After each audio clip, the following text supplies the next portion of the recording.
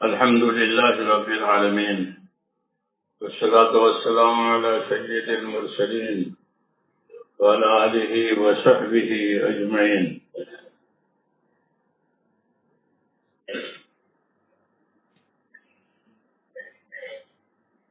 ایک بات جناب رسول اللہ صلی اللہ علیہ وسلم نے جب آپ کا مدینہ منورہ پہنچنا ہوا تو لوگوں سے ایک خطاب فرمایا تھا.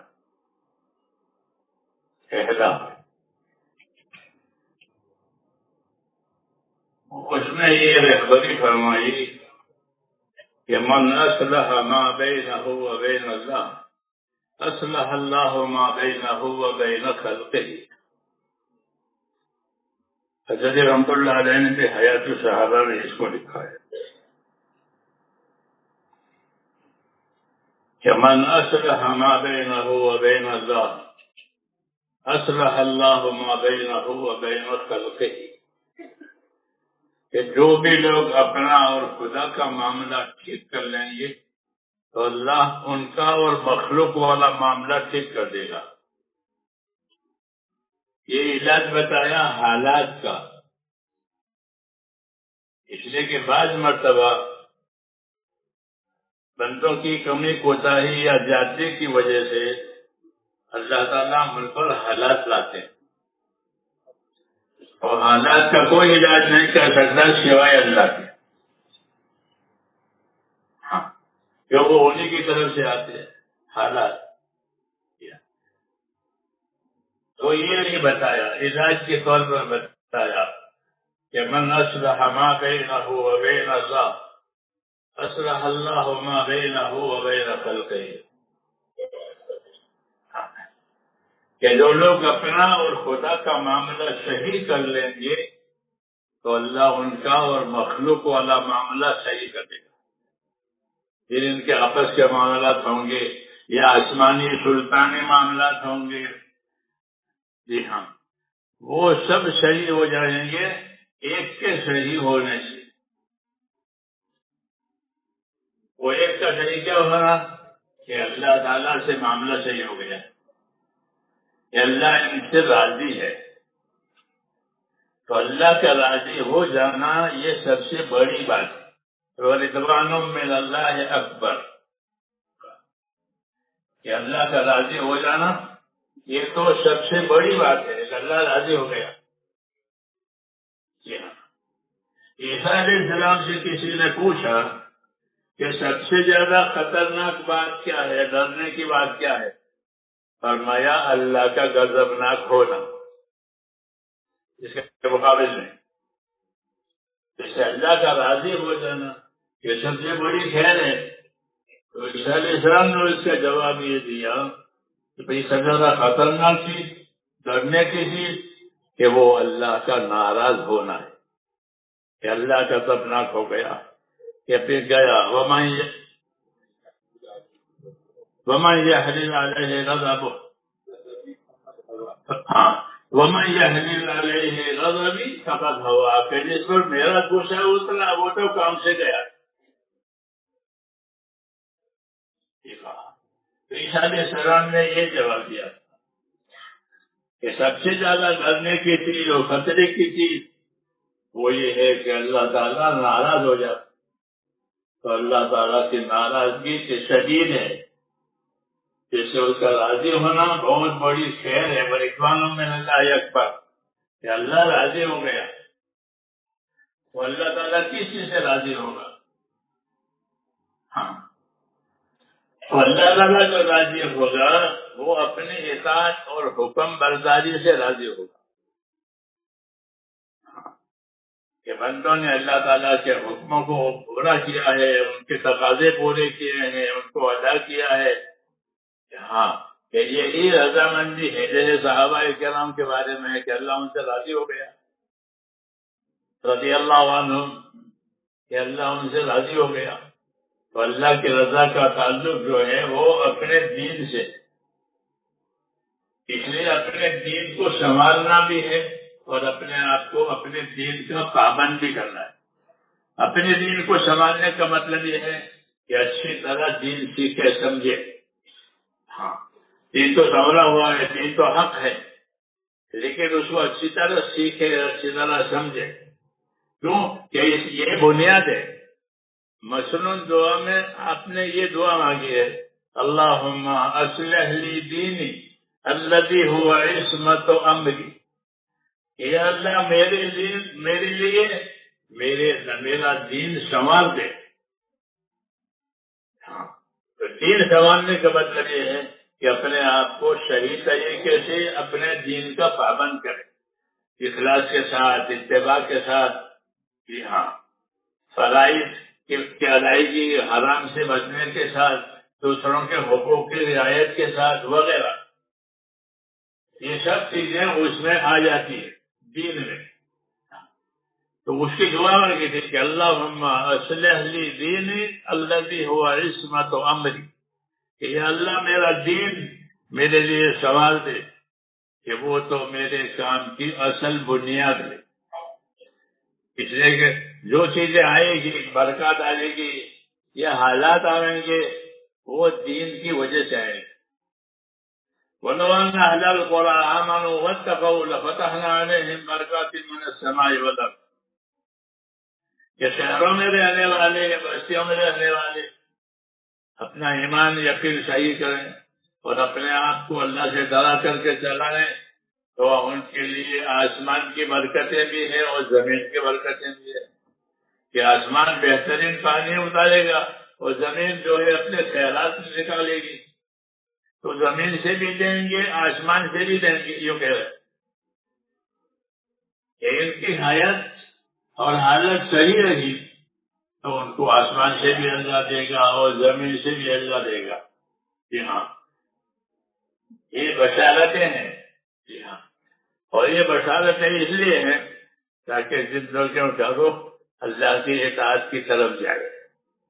یہی اصل ہے کہ اللہ تعالیٰ نے بندوں کو اپنے اطاعت کے لیے پیدا کیا ہے، نبیوں کو اطاعت قائم کرانے کے لیے بھیجا ہے کہ زندگیاں قابو میں آ جاوے، اطاعت میں آ جاوے، کہ زندگی کے ہر شعبے میں اور زندگی کے ہر کام میں یہ دیکھیں کہ اس میں اللہ نے کیا حکم دیا ہے اور اس میں نبی نے اس حکم کے پورا کرنے کا کیا طریقہ بتایا ہے۔ مسلمان کی زندگی جو ہے ریل کی طرح سے ہے، میں نے چل دیا کہ ریل تو پٹریوں پر ہی جاتی ہے، بغیر پٹری کے ریل نہیں ہے، وہ اپنی پٹری پر ہی چل سکتی ہے، دوسری چیز پر نہیں چلے۔ کہ مسلمان کی زندگی کس پر چلے گی؟ کہ وہ علم و ذکر پر چلے گی، علم و ذکر پر اس کی زندگی چلے گی، کہ وہ اس بات کا علم حاصل کرے کہ مجھ کو اللہ نے کیا ہدایت دی ہے، کیا فرمائش ہوئی ہے ہر کام میں، ہاں، اور پھر اس حکم کے پورا کرنے کا میرے نبی نے کیا طریقہ بتایا ہے۔ جی ہاں، زندگی کے چاروں شعبوں میں، جی ہاں، تجارت کا شعبہ ہو، زمینداری کا شعبہ ہو، مزدوری کا شعبہ ہو، حکومت کا شعبہ ہو، یہ چار شعبے دنیا میں ہوتے ہیں دنیا کے حالات چلانے کے لیے۔ حکیموں کا شعبہ، تاجروں کا شعبہ، زمینداروں کا شعبہ، مزدوروں کا شعبہ، یہ چار قسم ہیں زمین میں۔ تو ان چاروں کے لیے ہدایتیں ہیں، اور حضرت فرماتے تھے ان چاروں شعبوں کے فضائل بھی ہیں اور ان چاروں شعبوں کے مسائل بھی ہیں۔ زمینداری کی فضیلت ہے، ہمارے ہاں زمینداری خالی روزی کا ذریعہ نہیں ہے، بلکہ زمینداری کی فضیلت ہے کہ آدمی زمینداری کرے تو اس کو فضیلت بھی ملے گی اور روزی بھی ملے گی۔ ہاں، تو میں نے کل کہا تھا ابن عباس سے کہتے تھے کہ جو کھڑی کھیتی ہے وہ ٹسنی پڑتی ہے، ہری بھری ہے تو وہ تسبیح پڑتی ہے، ہر چیز اللہ کی تسبیح پڑتی ہے، لیکن فرمایا اللہ نے کہ تم تسبیح نہیں جانتے ان کی، کہ وہ کیا تسبیح پڑھتے ہیں. ان سب کو اپنی نماز معلوم ہے, اپنی تسبیح معلوم ہے. کل ان کا تعلیم مسئلہ تھا وہ تسبیح ہو, کہ ہر ایک اپنی نماز بھی جانتا ہے اور ہر ایک اپنی تسبیح بھی جانتا ہے. ہاں, جیسے ہم اپنی نماز تسبیح جانتے ہیں ویسے دوسری مخلوق بھی. ہاں, تو وہ فرماتے تھے کہ کھڑی کھیتی کہ وہ تسبیح پڑے گی اور اس کا ثواب کھیتی والے کو ملے گا, اور کوئی چوری کر جاوے تو اس کو صدقے کا ثواب ملے گا, اور کوئی جانور چل جاوے چک جاوے تو بھی اس کو صدقے کا ثواب ملے گا. کیوں کہ یہ کھیتی ایمان والے کی ہے, یہ اصل میں ایمان کی برکت ہے. ثواب اور عذاب اس کا تعلق ایمان سے ہے.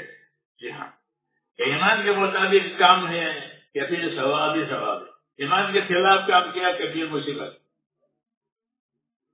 تو یہ ایمان کی برکتیں ہیں کہ اللہ تعالیٰ ایمان کی برکت دے کر اس دنیا کے وسائل اور دنیا کے اسباب کہ اس کے اندر سے آخرت بننے کا سامان پیدا ہوگا بغیر اختیار کے. جی ہاں, بغیر اختیار کے. جانور ٹوٹ گیا تو تم کو سب کا ثواب ہے, ہمارا تو کوئی ثواب ہے. یہ چوری کر گیا تو تم کو سب کا ثواب ملے گا. یہ کیا چیز ہے کہ یہ ایمان کی برکت ہے. ایمان والوں کے ساتھ اللہ تعالیٰ کا یہ معاملہ ہے کہ جو ان کے کام اختیاری ہے, جن کا اللہ نے ان کو حکم دیا ہے, اس پر تو ان کو ملنا ہی ملنا ہے, کیونکہ وہ اس کے ذمہ دار ہیں. اللہ نے ان کو حکم دیا, اور جن لوگوں کا حکم نہیں دیا, حالات آئے, نقصان ہوا, تو یہ ان پر ان کو حالات اور نقصان کی وجہ سے اللہ دے کہ بھائی دین کا کام کرتے کرتے تھک گئے, تو دین کے کام کرنے پر بھی ملے گا اور تھکن پر بھی ملے گا. ایسا صدیقہ سے رضی اللہ عنہ کہ ایسا تمہارا ثواب اتنا ہوگا جتنا تمہارا تھکنا ہوگا. یہ فرمایا دنیا کے کسی شعبے میں تھکنے پر نہیں لیں گے آپ کو کہ میں تو بس بدل کر آفس میں گیا, دو دن بسیں بدل کر, کہاں آپ کو دیں گے کہ کبھی نہیں ہوگا. دیں گے کہ 2-3 بس بدل کر مجھے آفس میں جانا پڑتا ہے, تو کہاں آپ کو زیادہ دیں گے کہ نہیں دیں گے. تمہاری بس آنا ہوتا ہو نہ ہو تو مت آؤ. ہاں, اللہ کے ہاں ایسا نہیں ہے. تو ایسا صدیقہ رضی اللہ عنہ سے اللہ تعالیٰ حضور اللہ تعالیٰ کے فضل و کرم کا وہ بتا رہے ہیں, قانون بتا رہے ہیں. انما اجرک علی قدر نصبک, کیا ایسا تمہارا ثواب تمہارے تھکنے کے بغیر ہوگا. جتنی تمہاری تھکن اتنا تمہارا ثواب, کہ بھائی اللہ کے کام میں اتنے تھکے کہ ہاں کہ تم کو تھکن پر بھی دیں گے, عمل پر بھی دیں گے. ہاں, پھر جتنا اخلاص ہوگا وہ زیادہ دیں گے. ہاں, تو اللہ تعالیٰ نے یہ سب چیزیں میرے دوستوں دینے کے لیے کہی ہے. ہاں, کہ اللہ کے جتنے کاروبار ہیں وہ بندوں سے لینے کے لیے نہیں ہے. جیسے حکومتوں کے سب کام بندوں سے لینے کے لیے ہوتے ہیں, اور اللہ کا کام کہ وہ دینے کے لیے. مخلوق کو بھی دینے کے لیے پیدا کیا ہے, ورنہ اللہ اس مخلوق کا محتاج نہیں ہے کہ بھائی جنات انسان پیدا کیے تاکہ میری عبادت کر. میں نے جنوں انسانوں کو اپنی عبادت کے لیے پیدا کیا, تو اللہ کو عبادت کی ضرورت تھی کہ نہ, اللہ کو عبادت کی ضرورت نہیں تھی, بلکہ ان کو عبادت کی وجہ سے شرف ملے گا, ان کو عبادت کی وجہ سے بزرگی ملے گی. اللہ کو ضرورت نہیں ہے, اللہ کی ذات پاک ہے, وہ کسی کی طرف محتاج نہیں, سب اس کے محتاج ہے. اس لیے ہم کو ہدایت ہے کہ اللہ کے ساتھ اچھا گمان رکھو. حدیث شریف میں ہے کہ اپنے پروردگار سے اچھا گمان رکھو. ایک صحابی غالباً جابر ہے, وہ کہتے ہیں حضور صلی اللہ علیہ وسلم نے مجھ سے اپنے وفات سے پہلے یہ فرمایا تھا کہ دیکھو جابر, تمہاری موت اس حالت میں آوے کہ تمہارا گمان اپنے پروردگار کے ساتھ اچھا ہو. ہاں کہ میرا اللہ میرے ساتھ معاملہ کرے گا رحمت کا، برکت کا، مغفرت کا. جی ہاں، یہ گمان رکھو، یہ امید رکھو. جی ہاں، تو اللہ سے اچھا گمان رکھنے کی ہدایت ہے، اللہ سے امیدوار رکھنے کی ہدایت ہے. ابشروا واملوا ما یسرکم، کہ بشارت رہو، امیدوار رہو اللہ تعالیٰ سے ایسے حالات کے کہ اللہ ایسے حالات ڈالے گا جو تمہیں خوش کر دیں گے. یہ کیوں؟ کہ اللہ سے صحیح تعلق پیدا کرنا ہے. جی ہاں، کہ اللہ سے ہمارا تعلق عبدیت کا بھی ہے اور تربیت کا بھی ہے. عبدیت کا بھی ہے اور تربیت کا بھی ہے، کہ اللہ ہمارا معبود بھی ہے اور ہمارا رب بھی ہے. تو معبود ہونے کی وجہ سے اس کی عبادت کے ہم ذمہ دار ہیں، اور تربیت کا حق ہونے کی وجہ سے اللہ تعالیٰ اپنے بندوں کی تربیت کرے گا. ہاں، نعمتوں کے موقع پر نعمتیں دیں گے. جی ہاں، سزا کے موقع پر سزا دیں گے. کیوں؟ کہ وہ رب بھی ہے، مالک بھی ہے. تو ہم کو یہ ہدایت ہے کہ اللہ سے امیدوار رہو، اللہ سے امیدوار رہو، کوئی اللہ سے نا امید نہ بنے. ہاں، کتنے حالات آ جانے ہیں، کتنے گناہ کر لیے ہیں، تو بھی اللہ سے کوئی نا امید نہ بنے. ہاں، ایک آدمی اپنے گناہوں کی وجہ سے تڑپ رہا تھا. ہاں، کہ میں نے کتنے گناہ کر لیے، میں نے کتنے گناہ کر لیے، میرا کیا ہو؟ فرمایا اٹھ اور یوں کہ اللہم مغفرتک اوسع من ذنوبی ورحمتک ارجع عندی من عملی.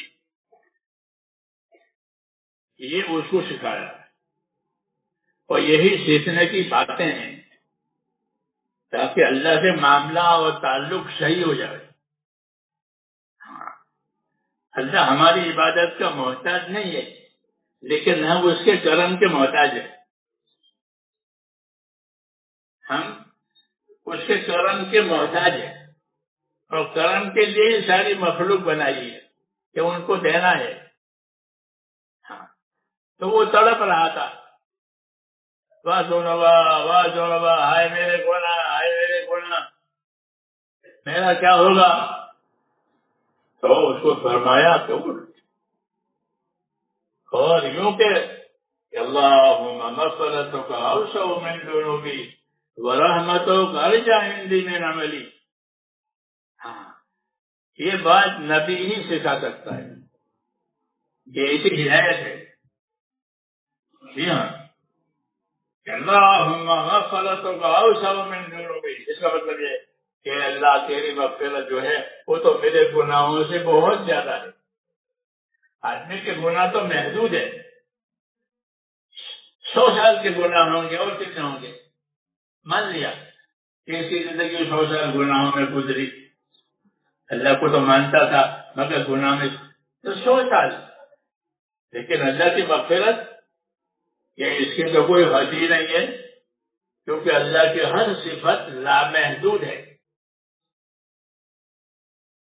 ہر صفت لامحدود، اور ہماری ہر حرکت محدود. جیسے ندی کا پانی اور کپڑوں کا میل، تو ندی کا پانی ہے، وہ کپڑوں کا میل کتنا ہے؟ یہ بہت تھوڑا. ندی کے پاس پانی کے سامنے کپڑوں کا میل کتنا؟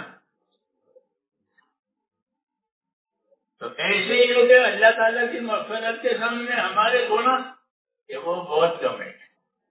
یہ امیدوار بننے کے لیے کہا ہے کہ اللہ سے امیدوار رہو، اللہ سے اچھا گمان رکھو، اپنے گناہوں کو دیکھ کر اللہ سے نا امید نہیں ہونا ہے کہ میں تو بہت گنہگار ہوں، میری کون سنے گا، اور میری کیا عبادت قبول ہوگی. کہ ایسا نہیں ہے، ایسا نہیں ہے. اللہ کی رحمت اور اس کی مغفرت بہت وسیع ہے. ہاں، اس لیے مغفرت کے امیدوار رہو. الا تحبون ان یغفر اللہ لکم، کیا تم یہ پسند نہیں کرتے ہو کہ اللہ تمہیں بخشے؟ یہ کیوں نہیں؟ ہم تو چاہتے ہی ہیں کہ آپ ہم کو بخشیں. یہ کہہ رہے اللہ کیا تحبون ان یغفر اللہ لکم، کیا تم اس بات کو پسند نہیں کرتے کہ اللہ تمہیں بخشے؟ دیکھو کہ ہاں کیوں نہیں، ہم تو پسند کرتے ہیں کہ آپ ہمیں بخشیں۔ تو اللہ تعالیٰ خود گویا اپنی طرف سے کہہ رہے ہیں، اس لیے بندوں کو یہ حکم دیا ہے کہ تم امیدوار رہو، بشارتیں حاصل کرو، فضائل معلوم کرو۔ جب بشارتیں حاصل کرو گے اور فضائل معلوم کرو گے تم اس کی رحمت کے اور انعام کے امیدوار بنو گے، اس کی رحمت کے اور اس کے انعام کے امیدوار بنو گے۔ اور جب تم اللہ کو پہچانو گے نہیں اور اس کے دستور و اصول کو پہچانو گے تو اپنی جہالت کی وجہ سے آدمی ہلاک ہوتا ہے۔ ہاں، اپنی جہالت کی وجہ سے وہ ہلاک ہوتا ہے۔ اس لیے اللہ نے نبیوں کے ذریعے سے لوگوں کو جہالت میں سے نکالا ہے۔ جہالت ایسا ہے جیسے کوئی نابینا ہو، اندھا ہو، تو دنیا تو کتنی چمکتی ہے لیکن وہ بیچارہ اندھا ہے۔ ہاں، ورنہ دنیا میں کتنی چمک ہے لیکن وہ نابینا ہے۔ تو تو یہ اسے اپنا قصور ہے۔ تو اس طرح اللہ تعالیٰ کی طرف سے کہ اللہ تعالیٰ کی طرف سے تو داد و تحریر سے بہت دروازے ہیں، دینے کے دروازے بہت، مصیبتوں پر بھی دیں گے، عبادتوں پر بھی دیں گے، دعاؤں پر بھی دیں گے، دوسروں کے ساتھ احسان کرو گے اس پر بھی دیں گے، دینا ہی دینا۔ جی ہاں، آدمی نے کوئی چیز کہیں رکھی تھی پھر بھول گیا، اب وہ ہلاک چاہ رہا ہے، چابی کہاں رکھ دی، چابی نہیں مل رہی ہے، گاڑی کا وقت ہو گیا ہے، اب حیران، پھر تھوڑی دیر کے بعد وہ مل گئی۔ تو اسی لیے جو الجھن میں رہا تھا اس کا بھی ثواب ملے گا۔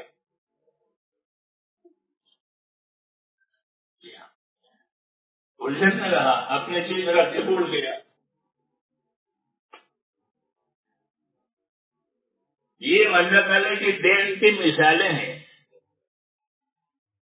جی ہاں، ایسا نہیں ہے کہ بھائی کچھ کرا کر کے یہ دیں، جیسے لوگ مزدوری کرتے ہیں، مزدور رکھتے ہیں تو کچھ کرا کے دیتے ہیں، وہ بھی ٹھیک ہے، لیکن اللہ ایسا نہیں ہے کہ اللہ تو اپنے کرم سے دیں گے، کمزوروں کی وجہ سے دیں گے، کمزوروں کی وجہ سے دیں گے کہ آدمی ہے، چھوٹی چھوٹی اولاد ہے تو ان چھوٹی اولادوں کی وجہ سے اس کو روزی دیں گے۔ حدیثوں میں یا اس کے بوڑھے بوڑھے ماں باپ ہیں، وہ تو کما نہیں سکتے، بوڑھے ہیں، کہ ان بوڑھوں کی وجہ سے اس کو روزی دیں گے۔ سمجھ میں نہیں، یہ حدیثوں میں کہ ہر تم شرون و ترزقون الا بضعفائکم، یاد رکھو تمہاری مدد، تمہاری روزی تمہارے کمزوروں کی وجہ سے ہے۔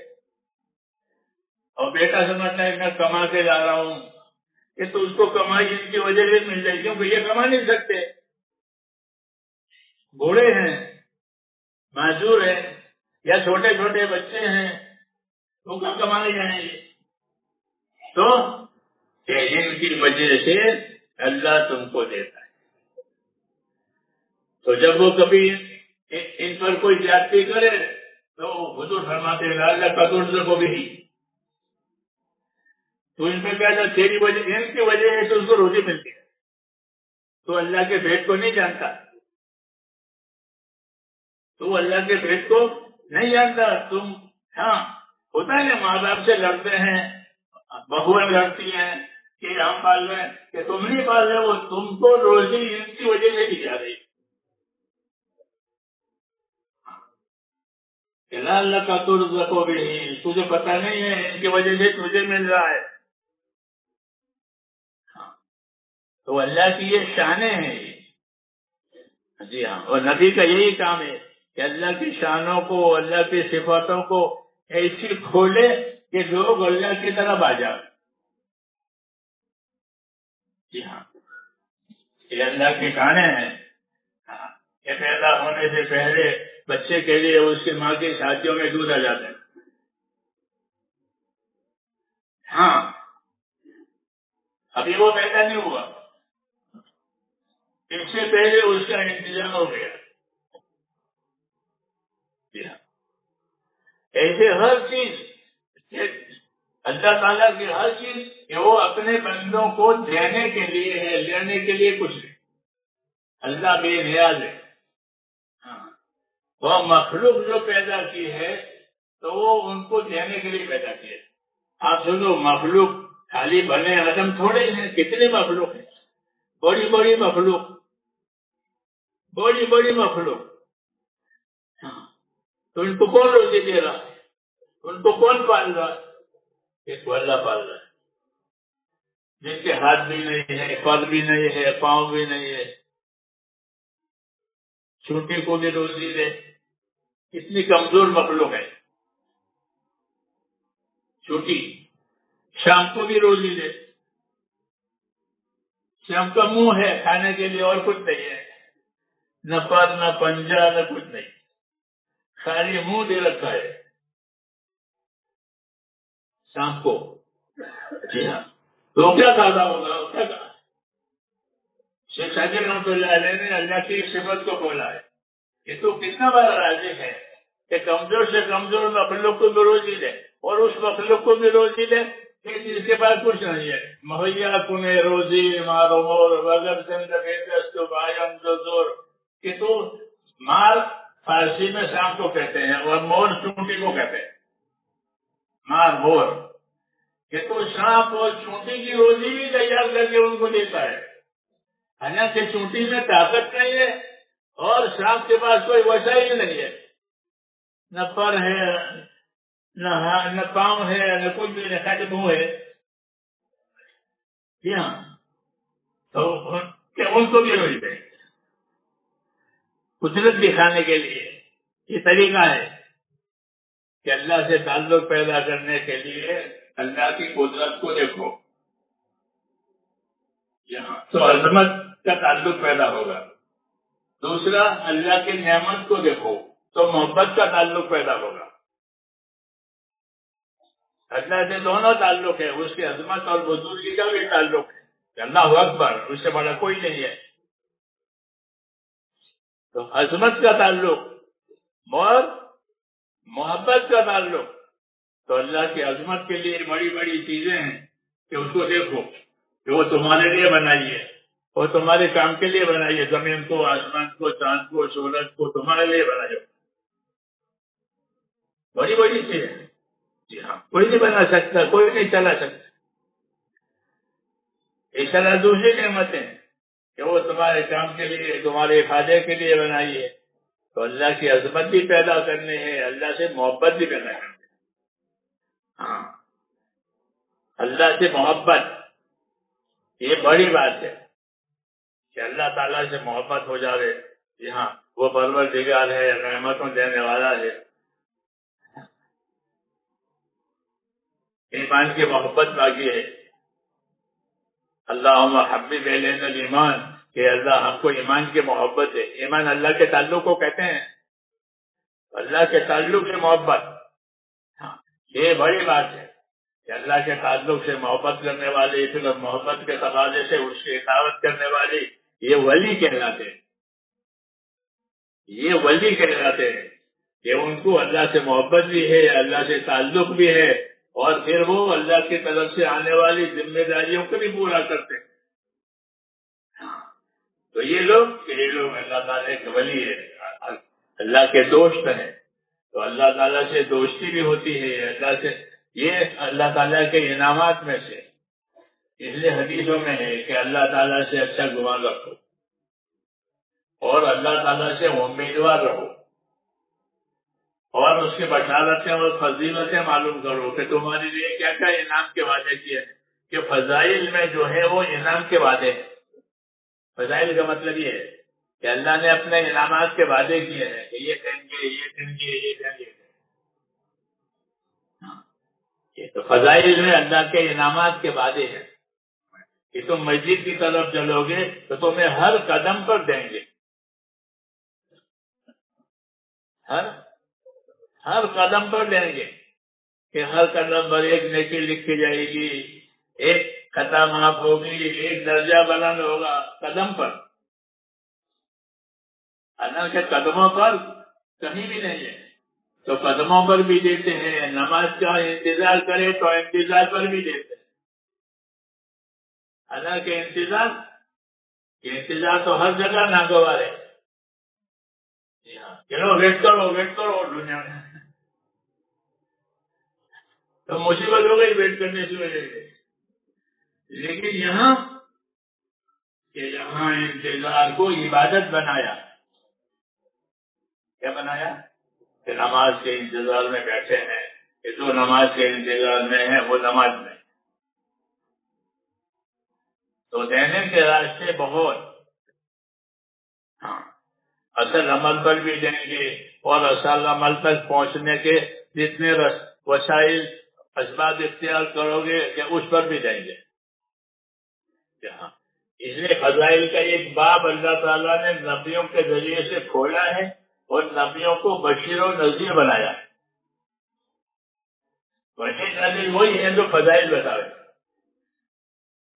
جی ہاں، کیونکہ بشیر نذیر ہو کر کے نبی کا آنا کا مطلب یہ ہے کہ وہ فضائل بھی بتائیں گے، وعیدیں بھی بتائیں گے، تبھی وہ بشیر نذیر ہوں گے کہ اللہ تمہیں یہ دینے والے ہیں، یہ دینے والے ہیں۔ تو آدمی کو اللہ نیت پر بھی دیتا ہے، عمل پر بھی دیتا ہے، اور عمل کے لیے جتنے وسائل اختیار کرے گا اس پر بھی دیں گے۔ اس لیے حدیثوں میں ہے کہ اللہ سے امیدوار رہو، اللہ سے اس کے کرم کے امیدوار رہو، اللہ سے اچھا گمان رکھو۔ ہاں، اور تیسرا کہ اللہ سے مانگتے رہو، کہ اللہ مانگنے والوں سے خوش اور نہ مانگنے والوں سے نہ خوش۔ اس لیے دعا کو عبادت بھی بنایا اور دعا کو ہماری حاجت بھی بنایا۔ دعا میں دونوں پہلو ہیں۔ دعا اللہ کی عبادت ہے، کیونکہ غیر خدا سے دعا نہیں مانگ سکتے۔ غیر خدا سے دعا مانگے وہ مشرک ہے۔ دعا کس سے مانگی جائے گی؟ صرف اللہ سے، اور کسی سے نہیں مانگی جائے گی۔ تو دعا عبادت ہے، اور دعا ہماری حاجت بھی ہے، کہ حاجت کی وجہ سے تو مانگ رہا ہے۔ تو دعا کو عبادت بھی بنایا تو عبادت کا ثواب ملے گا، اور دعا قبول ہوگی تو مراد ملے گی۔ تو اب کیا باقی رہا؟ یہ کچھ نہیں کہ ثواب بھی ملا اور مراد بھی ملی۔ یہ اللہ کے کرم کا وہ ہے، تقاضا ہے کہ اللہ کریم ہے۔ تو کریم وہ کہلاتا ہے جو اپنی شان سے دے، دوسروں کی حاجت دیکھ کر دے وہ شکی ہے۔ دوسروں کی حاجت ضرورت دیکھ کر دیا کرے وہ، اس کو شکی کہتے ہیں کہ آدمی بڑا شکی ہے، کوئی بھی جاتا ہے تو واپس نہیں آتا۔ شکی جو دوسروں کی حاجت دیکھے، اور جو اپنی شان دیکھ کر کرے وہ کریم۔ تو اللہ کی شان تو بہت بڑی ہے۔ جی ہاں، اس لیے اللہ اپنے بندوں کو اپنی شان سے دیتے ہیں، ان کی حاجت دیکھ کر نہیں۔ ہاں، وہ تو ضرورت، وہ تو سخاوت ہے۔ سخاوت بھی اچھی چیز ہے، اللہ تعالیٰ کو سخاوت پسند ہے۔ حضور صلی اللہ علیہ وسلم نے انصار مدینہ کو سخی ہونے کی دعوت دی کہ تم لوگ سخی بنو۔ تو ان کو جب سخاوت کی دعوت دی تو انہوں نے اپنے باغوں میں جگہ جگہ راستہ بنا دیا۔ وہ باغ تو بند تھے، آڑ باڑ تھی، تو انہوں نے اپنے آڑ باڑ میں جگہ جگہ راستہ بنایا تاکہ کوئی بھی مسافر آئے تو یہاں سے کھا کے جاوے۔ کیوں کہ ہم کو نبی نے سخاوت کی دعوت دی کہ سخی بنو اللہ کی نعمتوں میں۔ ہاں، یہ سب جو سخی بنو گے تو اللہ تعالیٰ تمہیں اور دے گا۔ دستور ہے اللہ تعالیٰ کہ تو خرچ کر، اللہ تجھ پر خرچ کرے گا۔ انفق ينفق علیہ، کہ تو اللہ پر لگا، اللہ تجھ پر لگائے گا۔ اور تو روک کے نہ بیٹھ ورنہ اللہ بھی روک دے گا. دونوں یہ روک کے بیٹھا ہے تو اوپر سے بھی رک جائے گا. ہاں اور دے رہا ہے تو کہ اوپر سے بھی لیں گے. تو اللہ سے لینے کے یہ راستے ہیں. وہ اطاعت کا راستہ کہلاتا ہے کہ اطاعت کے راستے سے جب آدمی اپنی صلاحیت کو لگا دے گا تو اللہ تعالیٰ پھر اپنے دین سے اور اپنے قدرت سے اس کو دے گا. تو یہ آسان ہے کہ اپنی صلاحیت اللہ کے حکموں پر اللہ کے دین پر لگاؤ اور اللہ سے مانگا کرو. ہاں اللہ سے مانگا کرو. اس لیے حضور صلی اللہ علیہ وسلم کی زندگی میں دعا کا بھی ایک باب ہے. بہت دعائیں ہیں حضور صلی اللہ علیہ وسلم کی کتابوں میں. ہاں یہ مانگا ہے یہ مانگا ہے تو وہ تو ہم کو سکھانے کے لیے مانگا ہے. ہم کو سکھانے کے لیے مانگا ہے. دیکھو یہ مانگنے کیجیے یہ مانگنے کیجیے یہ مانگنے کیجیے یہ بچنے کیجیے یہ بھی مانگو یہ لینے کیجیے یہی مانگو. کہ نبی اپنی دعوت میں بھی نبی ہیں اپنی دعا میں بھی نبی. نبی دعوت میں نبی ہے. اللہ کی طرف بلائے گا اللہ کی اطاعت پر چلائے گا. یہ اس کا کام ہے اس کی ذمہ داری ہے. اور جس طرح وہ اپنے دعوت میں نبی ہے اپنے دعا میں بھی نبی ہے. یعنی دین اور دعوت دین پر چلائے گا اور دعا کے ذریعے سے اللہ سے کھلائے گا کہ تم اللہ کے حکموں پر چلو گے تو اللہ سے کیا لو گے اللہ سے کیا مانگو گے. یہاں تو اللہ کو پہچان جتنی اللہ کی پہچان ہوگی اتنے وہ اللہ سے مانگنا والا ہوگا. بچہ ماں سے مانگتا ہے بچہ باپ سے مانگتا ہے جو ان کو پہچانتا ہے تو وہ ان کے حساب سے مانگتا ہے. تو کہ تو اللہ کو جتنا پہچانے گا اتنا مانگے گا. تو حضور صلی اللہ علیہ وسلم کو اللہ کی معرفت اور پہچان دی ہے. پھر آپ نے اپنے امت کو اس کی پہچان کرائی ہے کہ مانگو اللہ سے اور مانگا کرو. اللہ کو مانگنے والے پسند ہیں نہ مانگنے والے پسند نہیں ہے. اس لیے دعائیں سکھائی ہم کو یہ مانگو یہ مانگو یہ مانگو یہ مانگو.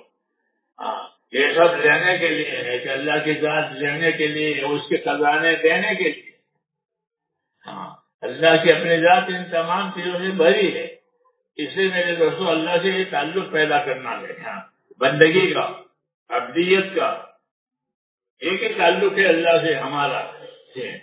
ایک کون سا تعلق کہ عبادت کا تعلق. ہم بندے ہیں اس کی عبادت کے لیے پیدا ہوئے ہیں اور وہ ہمارا معبود ہے ہمارا پروردگار. اس لیے اللہ سے اپنا تعلق صحیح کرو. مدینہ والوں سے یہ بات کہی تھی کہ جو لوگ اپنا اور اللہ کا تعلق صحیح کریں گے تو اللہ تعالیٰ ان کا اور مخلوق والا معاملہ صحیح کریں گے. تو سارے حالات کا صحیح ہونے کا مدار اس پر ہے کہ اللہ راضی ہو جائے. اور اللہ راضی اپنے دین سے ہوگا. جتنی دینداری ہوگی اتنے اللہ کی رضا ملے گی.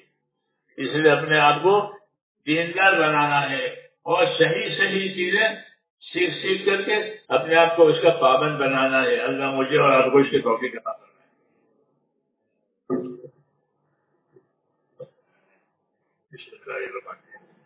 اللهم صل وسلم وبارك على سيدنا محمد النبي الأمي وعلى آله وصحبه أجمعين. اللهم اجعلنا نبينا محمدا صلى الله عليه وسلم بما هو أهله واجعل الأنبياء كلهم خيرا وسلام على المرسلين والحمد لله رب العالمين. ربنا إننا آمنا فاغفر لنا ذنوبنا وقنا عذاب النار. ربنا إننا آمنا فاغفر لنا ذنوبنا وقنا عذاب النار. اللهم إنك عفو تحب العفو فاعف عنا. اللهم إنك عفو تحب العفو فاعف عنا. اللهم إنا نسألك رضاك والجنة ونعوذ بك من غضبك والنار. اللهم إنا نسألك رضاك والجنة ونعوذ بك من غضبك والنار. اللهم إنا نسألك رضاك والجنة ونعوذ بك من غضبك والنار. اللهم سلمنا لرمضان وسلم رمضان لنا وسلمه لنا متقبلا. ربنا آتنا في الدنيا حسنة وفي الآخرة حسنة وقنا عذاب النار. وصلى الله تعالى على خير خلقه. سبحانك اللهم وبحمدك أشهد أن لا إله إلا أنت أستغفرك.